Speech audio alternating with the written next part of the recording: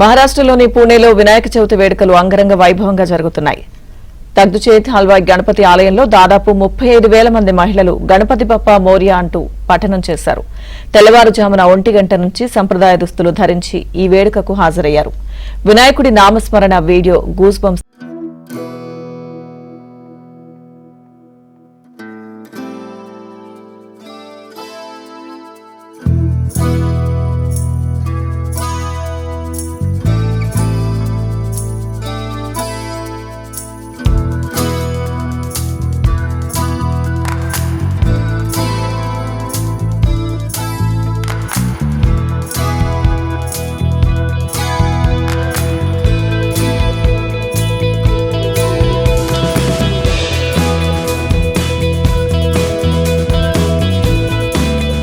సంప్రదాయ దుస్తులు ధరించి ఈ వేడుకకు హాజరయ్యారు.